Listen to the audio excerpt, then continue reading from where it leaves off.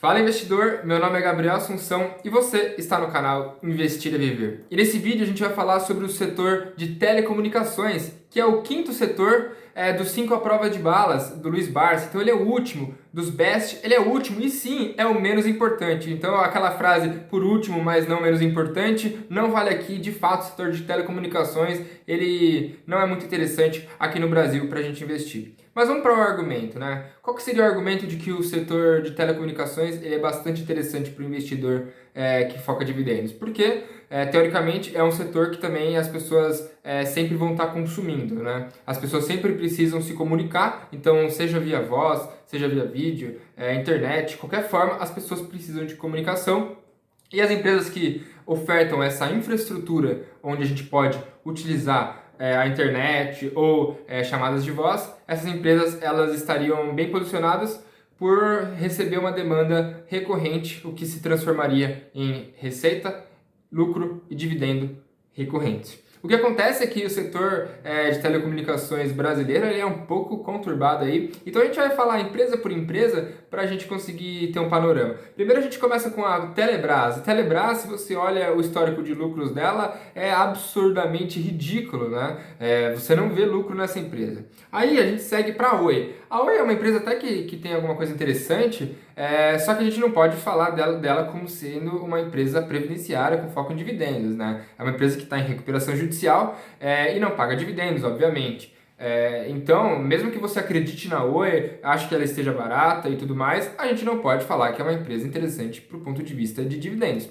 E aí, a gente pode falar também da TIM, que, assim, não sei porque alguém compraria ações da TIM, né? Não faz o menor sentido. Se olha os números, se olha dividendos, é tudo uma porcaria, para falar a verdade. Então não vejo porque alguém queria comprar ações da TIM. Seguindo, a gente tem ações da Vivo, né? A Vivo é a empresa respeitável que dá uma salvada no setor de telecomunicações. Mas o que acontece com as ações da Vivo, né? A Vivo ela é controlada por um grupo europeu e é uma empresa assim bastante sólida,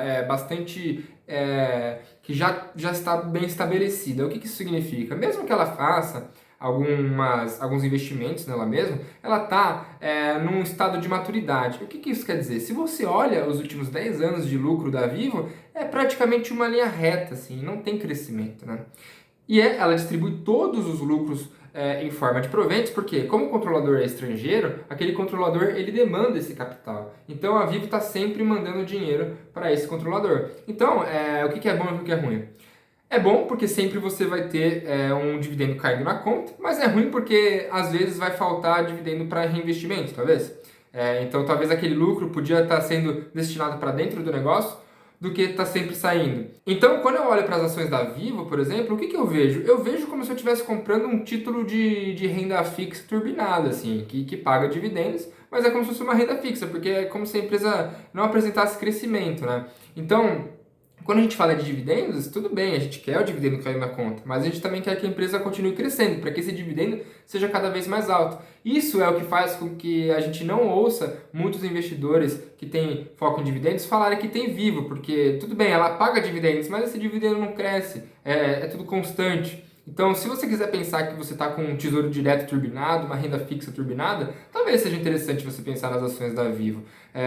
Mas pensar nelas como foco de dividendo e crescimento, às vezes não parece tão atrativo. Pode ser que eu esteja errado na minha análise? Pode. Mas é assim que eu tenho enxergado a Vivo nos últimos anos. E, além disso, o preço dela normalmente fica num patamar em que não é nem tão bom nem tão ruim, é muito próximo do que seria justo, na minha opinião. E faz com que não seja uma excelente oportunidade de investimento, né? Porque se a ação caísse muito, aí ia valer a pena, né? Mesmo que ela não crescesse tanto, aquele dividendo ia ser tão gordo que ia valer a pena. Mas não é o caso, ela está sempre lá no patamar de 6, 7%, às vezes um pouquinho mais de dividend yield, mas é uma empresa que a gente não vê muitas baixas nem muitas altas, é quase que um título de renda fixa de longo prazo. E aí, eu achei que tinha acabado, né?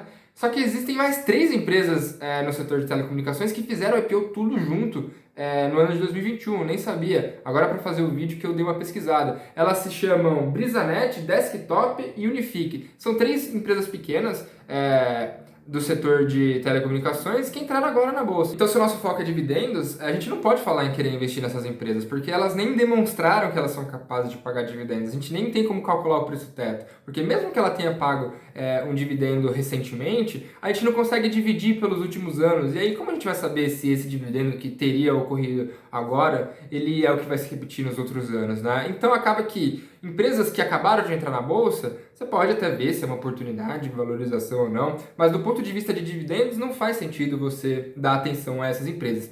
Então, como que eu enxergo o setor de telecomunicações hoje, né? Eu enxergo ele com duas empresas. A Oi, que é uma empresa em recuperação judicial, que pode ser um exemplo de turnaround, mas que ele não entra na parte da carteira previdenciária, propriamente dito, ele não paga dividendos. E tem a Vivo, que paga excelentes dividendos, mas é como se fosse uma empresa meio xoxinha, assim.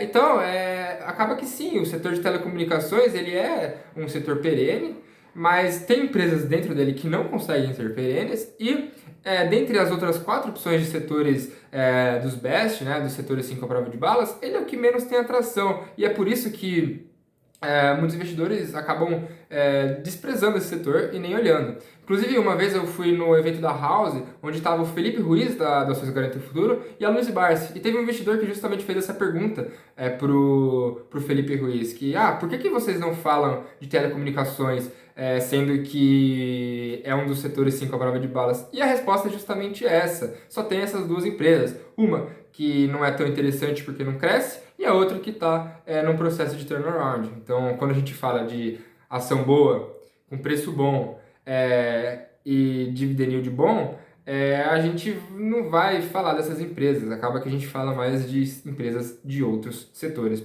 Beleza? Então, eu espero ter esclarecido um pouco por que esse setor ele não é muito falado pelos investidores e dado uma elucidação para você. Tá bom? Um forte abraço e bons aportes!